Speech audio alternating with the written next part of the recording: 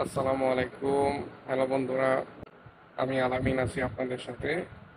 আজকে আপনাদের সাথে বিজ্ঞানের যে মৌলটি নিয়ে কথা বলবো সেটা হচ্ছে হিলিয়াম। হিলিয়াম একটি রাসায়নিক মৌল যা পর্যায় সারণীর 2 নম্বর স্থান দখল করে আছে। এর প্রতীক হলো H, এটা আমরা সবাই জানি। এটি একটি নিষ্ক্রিয় গ্যাস।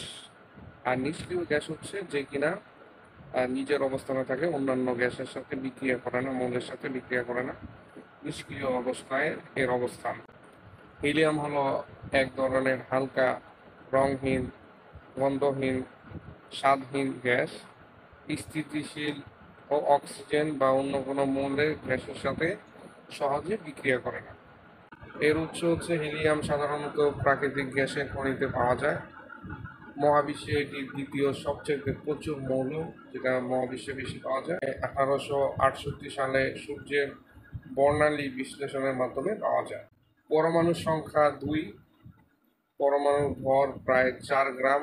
হিলিয়ামের স্ফুটনাঙ্গ এবং দ্রবণাঙ্ক খুবই কম, ফলে এটি খুব সহজে গ্যাসে রূপান্তরিত হয়। এটি প্রায় 4 কেভি তাপমাত্রা ত্বরণ করে। স্থিতিশীলতা: এটি একটি নিষ্ক্রিয় গ্যাস, রাসায়নিক বিক্রিয়ায় খুব একটা অংশগ্রহণ করে না।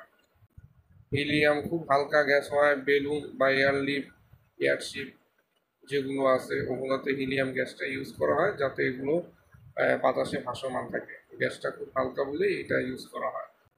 এমআরআই যন্ত্রে সুপার কন্ডাক্টিং চুম্বক ঠান্ডা রাখার জন্য তরল হিলিয়াম ব্যবহৃত হয়। গভীর সমুদ্রের ড্রাইভিং: হিলিয়াম অক্সিজেনের সাথে মিশ্রণ করে গভীর সমুদ্রে ড্রাইভিংয়ের সময় শ্বাস নিতে ব্যবহার করা হয়, কারণ এটি নাইট্রোজেনের তুলনায় নিরাপদ।